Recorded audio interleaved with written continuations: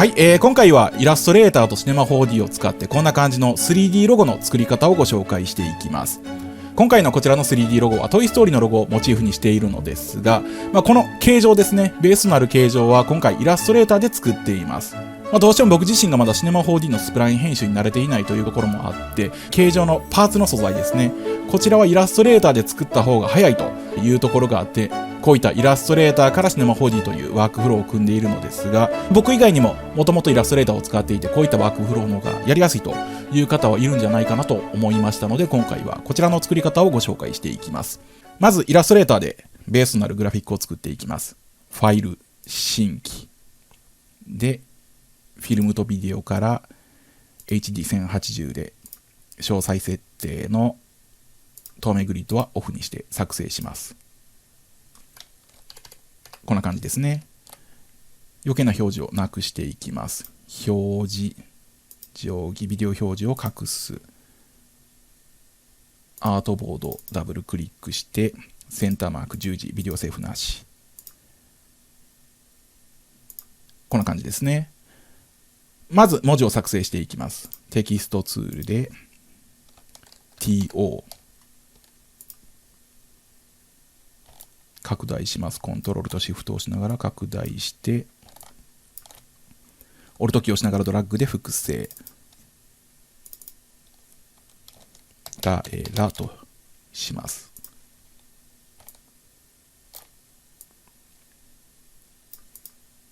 こんな感じですね。そしてフォントを設定していきます。すべて選択して、今回はピースサンズというフォントを使っていきます。こちら、フリーでダウンロードして使えるフォントになるのですが、いわゆる使ってみて気に入ったら課金してねというスタイルのものとなります。ピースサンズで検索するとダウンロードできますので、ダウンロードして使ってみてください。こんな感じですね。オルトキーを押しながら矢印キーの左右で文字の間隔を調整していきます。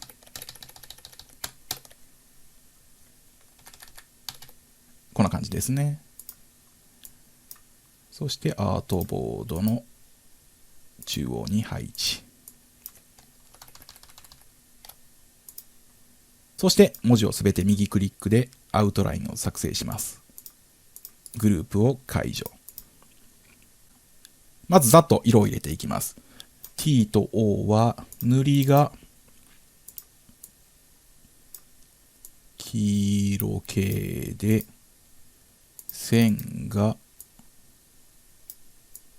青ですね。太くします。そしてざっと配置します。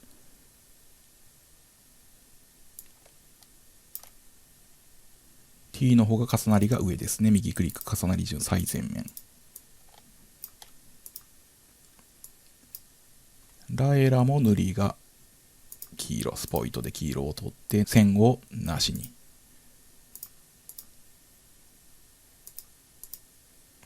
センターに配置。コントロール G でグループ化してセンター配置。グループを解除。そしてペンツールでフレームを描きます。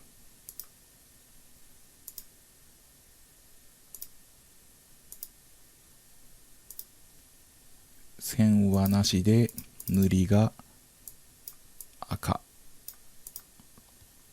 選択ツールで最背面に移動。まずざっとベースとなるパーツがこんな感じですね。ここから整えていきます。まず文字を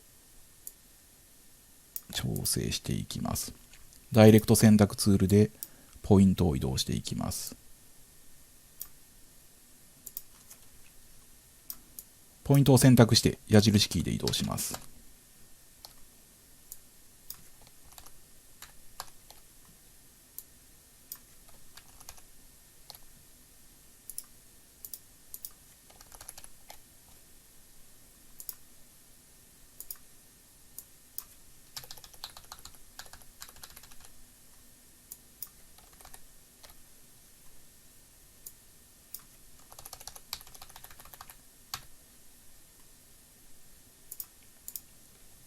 こんな感じですね。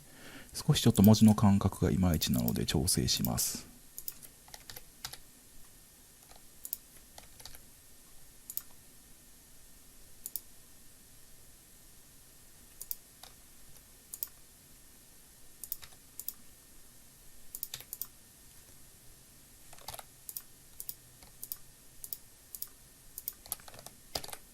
若干へちゃげておきます。高さですね。やりすぎ。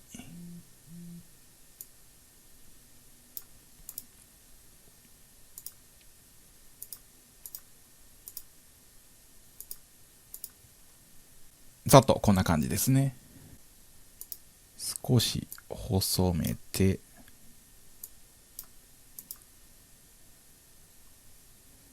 ダイレクト選択ツールでこのくびれの部分ですね、上に移動します。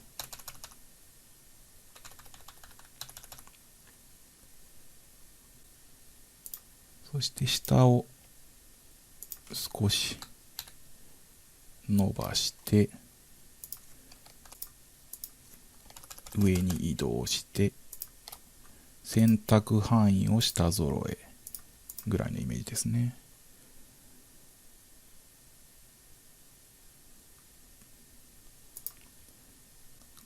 この T の両サイドもう少し広げておきます。右に移動、左に移動、こんな感じですね。そして少し傾ける。そしてコントロール G でグループ化してセンターに移動。そして微調整。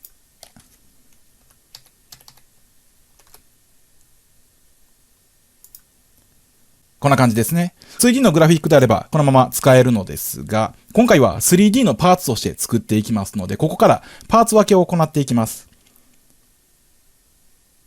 まず新規レイヤーを作っておきます。2つ、3つですね。まず T、グループを解除して、コントロール X で切り取ります。そしてレイヤー1にコントロール F で元の位置に貼り付け、O をコントロール X で2つ目のレイヤーにコントロール F。そしてラエラ3つ目、コントロール F で貼り付け。まずそれぞれのパーツをレイヤー分けしました。次にこの文字とフレームに分けていきます。例えばまず T のレイヤーを複製します。そして T の F としておきます。フレーム縁ですね。今グラフィックの状態ではこの青い部分線で作っているのですが、別のパーツとして作っていきます。今2つ同じものがあるのですが、フレームの方ですね、これ色を反転させておきます。そして両方とも線はオフにします。すると T の方は黄色で F の方は青という形となります。両方とも線はない状態ですね。この状態でちょっと分かりやすいように黄色をロックしておきます。これで黄色は加工することができません。青を選択して黄色を表示しておきます。今選択しているのは青の方です。T の F の方です。この状態でオブジェクト、パスのオフセットを開きます。そしてオフセットの数値を上げて太らせていきます。こう数値を上げるとプレビュー表示させるとこんな感じですね。矢印キーの上下で数値を増やしたり減らしたりしているのですが、こんな感じですね。例えば22としておきます。OK。これで T の F、青が太った状態ですね。となっています。同じように O も複製して O と O のフレーム OF の状態を作っておきます。OF の状態のものは塗りが青になって線をオフにすると、O も線をオフにする。O と F ですね。同じ形状。そして O はロックしておいて、青い方を選択した状態ですね。ロックしなくてもいいのですが、青い方を選択した状態で、オブジェクト、パスのオフセットで先ほどと同じ22ですね。プレビューするとこんな感じですね。OK。これで青が太った状態で外に出てくるという形ですね。そしてこの文字の黄色い部分、この青い方はいらないので、O の黄色を選択します。コントロール C。そして青の上にコントロール F で貼り付けます。そして両方選択した状態でパスファインダーの前面オブジェクトで型抜きをクリックしてくり抜きます。この状態ですね。フレームと文字。同じように T の方も黄色い方、文字を選択して青の上にコントロール F。両方選択してパスファインダーで型抜き。こんな感じですね。TO。そしてラエラとフレーム。これでパーツ分けすることができました。ではこの状態でイラストレーター保存しておきます。ファイル、保存で、例えばまずロゴ01としておきます。これは単純にイラストレーターの現状データを保存する形です。そして次にシネマ 4D に持っていく用のデータを作成するのですが、シネマ 4D に慣れている方はこのままバラバラのスプラインを持っていて向こうで組み立てていってもいいのですが、僕の場合できるだけシネマ 4D の方でごちゃごちゃ触りたくないので、このイラストレーターの状態でパーツをデータとして分けておきます。例えば、まずフレームですね。青いフレームと赤い看板のフレーム。これを選択して削除します。そして文字のデータだけをファイル別名で保存していきます。例えばロゴ、テキスト、文字01として保存します。そしてイラストレーターのバージョンはシネマ 4D に持っていくときは8で保存します。OK。これでまず一つ文字の AI を保存しました。そしてコントロール Z で戻ります。次は文字のレイヤーだけを選択して削除してフレームだけを残しておきます。この状態でファイル別名で保存します。次、ロゴ、さっきのテキストに対して F、フレームとして保存しておきます。そして同じくイラストレーター8。これで文字の AI とフレームの AI を2つ作成しました。ではここからシネマ 4D に移動します。先ほど作った AI を読み込んでいきます。ファイル、プロジェクトを開くから、まず文字を読み込んでいきます。ロゴ T、テキストですね。開きます。そして読み込み設定はスプラインを一体化にチェックを入れておきます。OK。するとこんな感じで読み込まれました。余計なアートボードの線が来ていますので、このあたり削除します。パス1とパス2ですね。そしてヌルの中に入った状態になっていますので、一度すべて外に出します。ヌルは削除。これがパスですね。パス1がラ、ラになっていますね。ここまでは一つのものとして使いますので、パス3からパス10を選択して、右クリック、オブジェクトの一体化と消去。これで一つの塊ができました。そして O と T ですね。順番を分かりやすいように変えておきます。T、O、ラエラですね。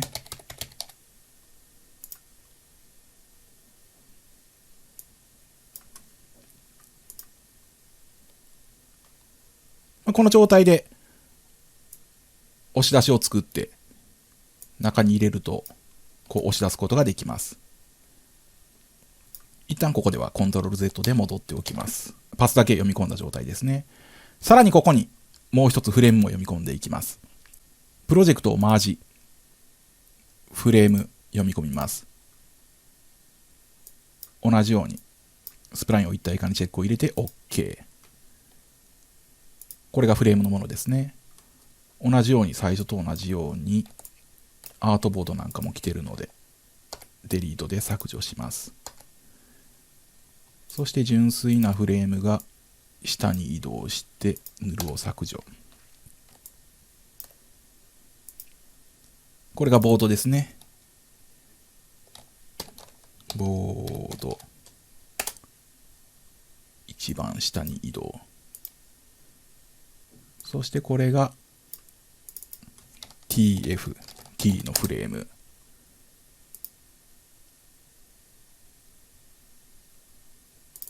O のフレームですね。O、F としておきます。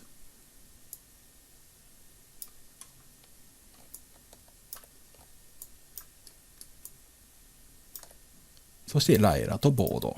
これで全てのパーツを読み込むことができました。ではこれを全て押し出していきます。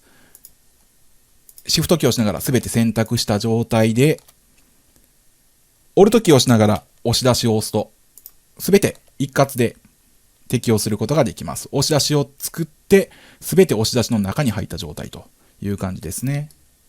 そして押し出す深さを設定していきます。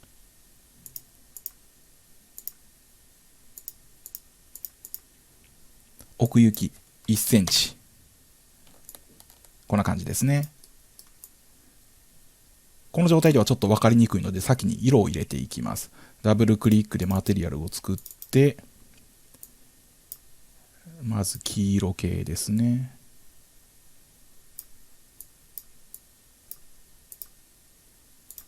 黄色系は T と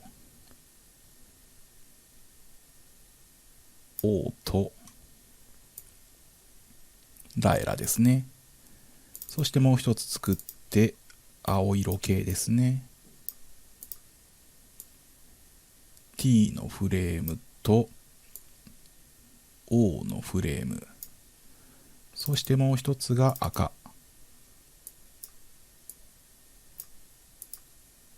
ボードですね。こんな感じとなりました。では次に位置関係を整えていきます。まず、ボードですね。ボードは TO より後ろに置いておきたいので、ボードの押し出しを選択して後ろに移動します。この時押し出した距離が1センチなので、座標ですね。で、1と入力するとちょうど1センチ後ろに移動してひっついた状態となります。次にラエラ。これ出っ張りすぎなので、少し後ろに移動します。こんな感じですね。次に、この TO の文字。ここはへこませたいので、T と O をコントロールキーを押しながら両方選択して、押し出す深さを半分にします。0.5。すると今厚みが半分になったので、マウスの中クリックで上からを開きます。こんな感じですね。1を後ろに移動します。こんな感じですね。正確にやると座標で 0.25。1センチのものに対して 0.5 のものが中に入っているので、後ろに 0.25 を下げるとちょうど真ん中に移動すると。するとこんな感じでくぼんだ状態となります。こんな感じですね。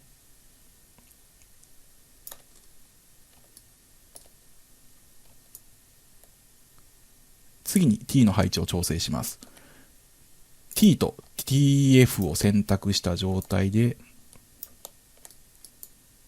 少し前に移動します。そして回転。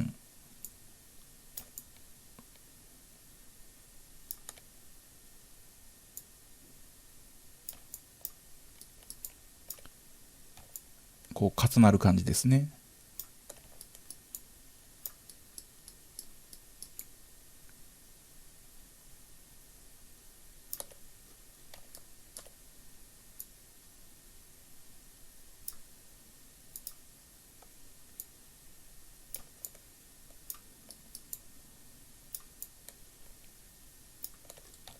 こんな感じですね。これでベースの配置ができました。ちょっとやりすぎかな。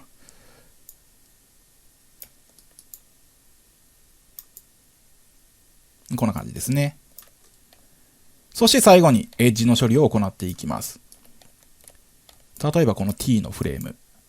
カクカクしているので、この押し出しの部分ですね。T の F を選択して、キャップ。こんな感じですね。0.2 としておきます。これでエッジを丸めることができました。次に同じく O の F。これも 0.2。そしてラエラ。これもエッジを 0.2。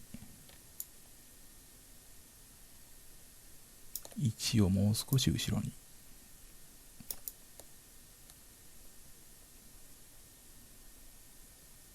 ちょっとはみ出しているので押し出し量をこれも 0.5 としておきます。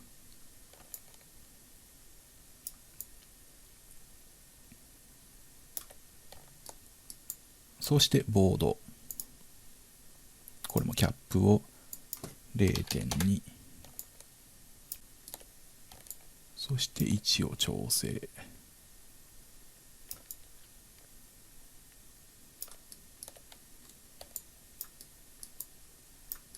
こんな感じですね。これで 3D ロゴのオブジェクトを作ることができました。すべて選択して配置を0ベースに移動します。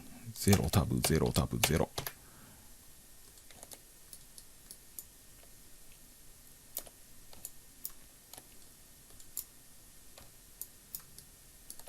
そしてライトを配置していきます。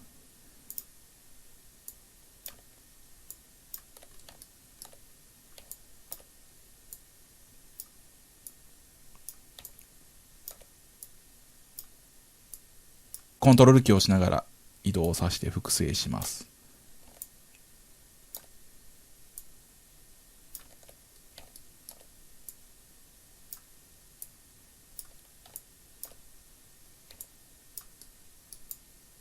そしてライト、左側のライトから影、エリアライト。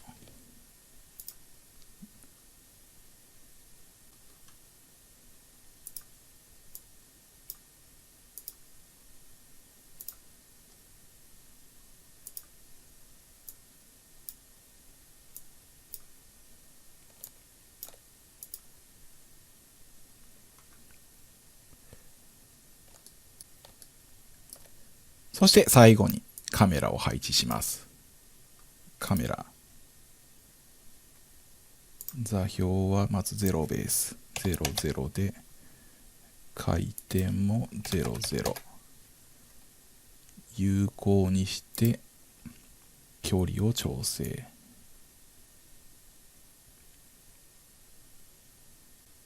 高さも設定。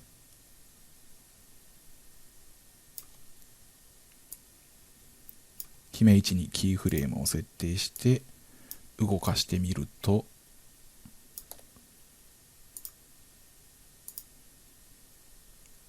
こんな感じですね。これで完成です。